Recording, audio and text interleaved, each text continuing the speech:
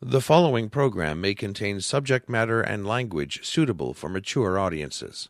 Viewer discretion is advised.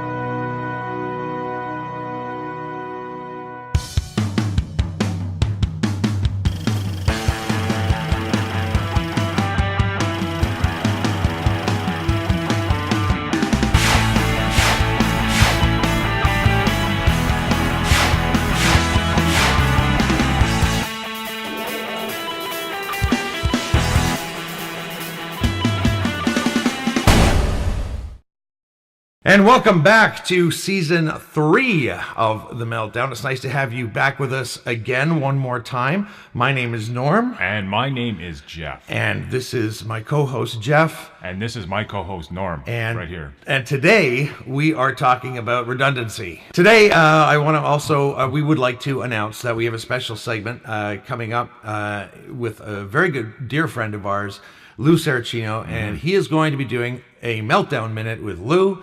And he's going to be on every episode. Funny guy, great guy. Today for redundancy, what I'd like to do is I'd like to spend very little time with our fun facts. Just a little quick overview of, what redundancy is and why do we do it, okay?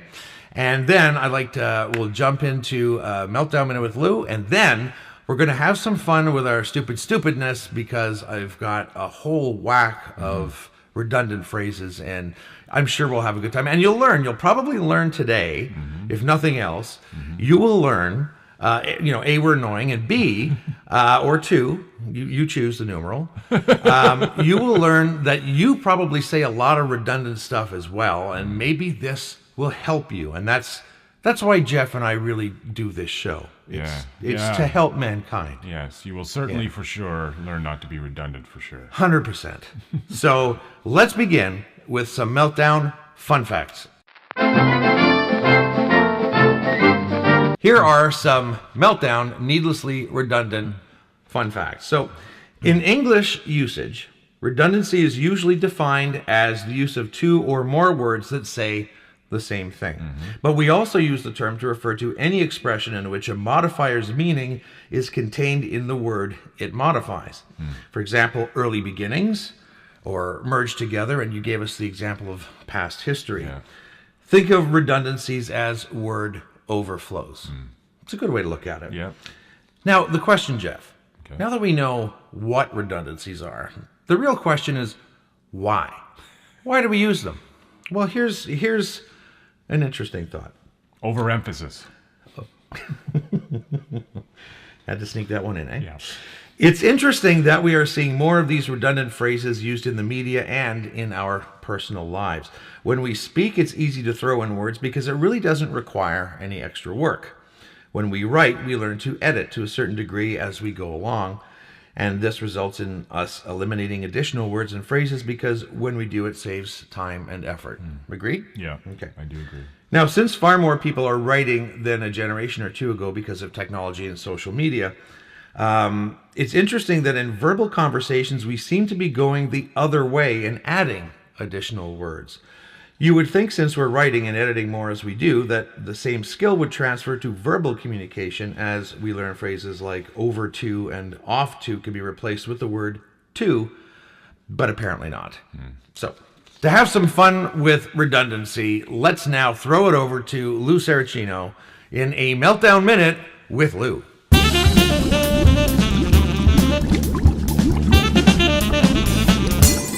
So here's what I hate about redundancy. First of all, the word done is in the word redundancy. That should be a tip-off at the best of times. I mean, this whole idea that we have to do things more than once when it should just be done once the first time is one that is completely beyond me.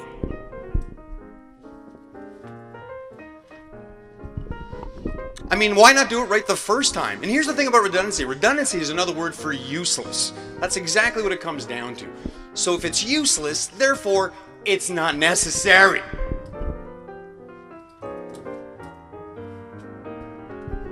And that's pretty much my issue with redundancy.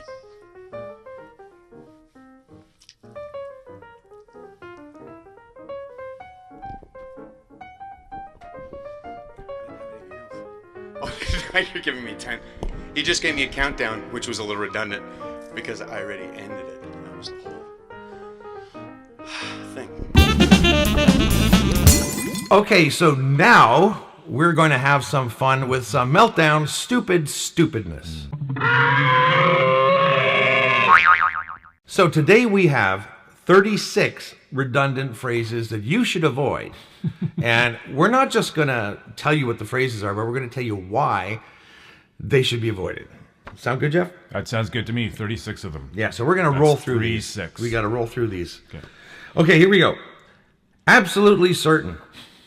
Now, someone who is certain or sure is already without doubt. Something that is essential is intrinsically absolute. A guarantee is by nature absolute or should be.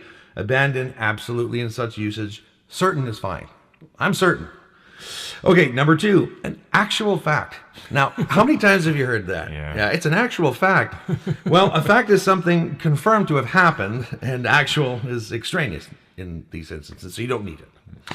Add an additional. So, you know that phrase, if you add an additional something? Yeah. To add is to provide another of something, so additional is extraneous. It's needless. Just add it. Yeah. Here's a good one. I love this one, and you hear this one in advertising all the time. An added bonus. Hey, it's not just a bonus. It's an added bonus.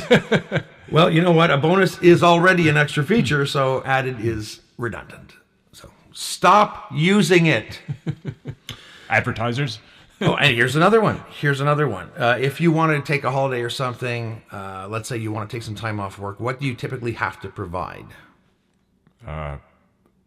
Written permission. No, you're on the same thing. There's a term that people use. Okay, let's say you're going to be leaving your job because you found another job. You have to give your boss. Written permission. Okay, Jeff, you're fucking wrong again. I never go on vacation because my life's one big vacation. Yeah, no, the term I'm looking for is advance notice. Oh, yes, of course. Yes. Now, notices are actions that occur before some event, so qualifying the term with advance is superfluous. It's just notice, people. Just notice. Don't need to be advance. Okay.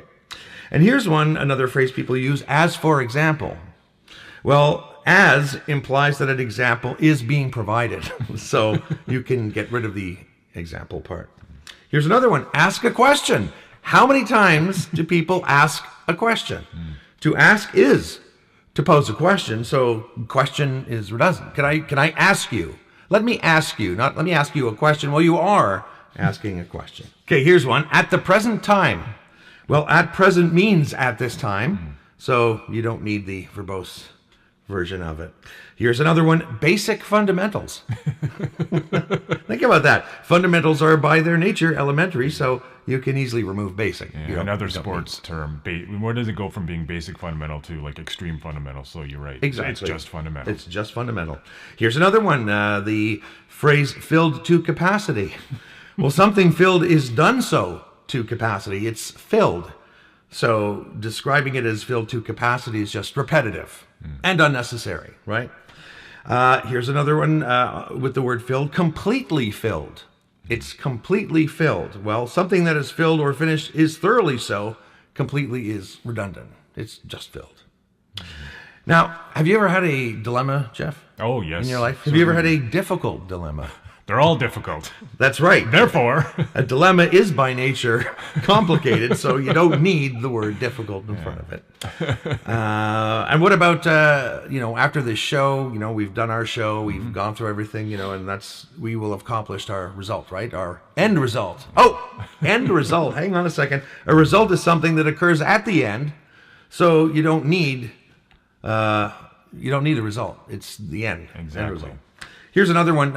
Enter in. If you enter into something, well, to enter is to go in. If you think about it. Yeah. Entering is already going in, so you don't need in. Jeff, have you ever had roof work done? No. Well, you know what? If you did, they might say that the work is estimated at roughly whatever. Yeah. Well, an estimate is an approximation, so roughly is pointless. Okay? Here's one that everybody uses. A false pretense. Huh? Yeah. A pretense is a deception, so false is redundant. Another one, few in number. Now, few refers to a small number already, so you don't need to qualify it with in number. Interesting stuff, eh? And these are things that we all use, and we probably don't realize that we're being redundant. Here's a great one. Final outcome. Well, an outcome is a result and is therefore intrinsically final to begin with. So you don't need it. And of course, new beginning, right? A beginning is when something first occurs, so it's already new. You don't need the word new. Oh, here's a great one. Foreign imports. Well, imports are products that originate in other countries, so their foreign nature is implicit, and the word foreign is redundant. Imports says it all, right? Now, here's one that you hear in songs all the time. And for some reason, I'm hearing Rick Astley. I can't get that stupid song out of my mind. Forever and ever. And now it's musical, right? It's musical. It has its place in songs, but forever and ever it's unnecessary. It's already redundant. You probably know that. Here's one of my favorites, and you hear this every day. Free gift. Yeah. Huh? Free gift. Think about it. A gift, by definition, is free because it's a gift. Someone gives it to you. It's free. It's already free. It doesn't need to be any freer. Okay? Here's another one that I like. Invited guests. I mean, guests are intrinsically those who have an invitation. That's why they're guests. So, again, invited is redundant. Here is the worst one. This is the one that drives me absolutely nuts. And this is where I'm going to segue into my story. So, we have a music festival in Ottawa every year. And my wife and I are fortunate to drive artists. We volunteer for the festival, and we're artist transportation. So we'll pick artists up at the airport, bring them to the hotels, from the hotel to the soundstage, watch them do their sound checks, take them back to the hotel, whatever they need, we do. And a few years ago, I had the absolute pleasure of driving Mickey Dolenz and Peter Tork of the Monkees. And at one point, we were talking about something, and someone uttered a redundant phrase, and I said, oh my God, the thing that drives me crazy is when people say 3 a.m. in the morning or 4 p.m. in the afternoon. Like, fuck, you don't need both. Just use one. It's either 3 in the morning or 3 a.m. You don't need both. It's so stupid. I fucking hate it. Anyway, Peter Tork is sitting behind me, right, in the seat behind me.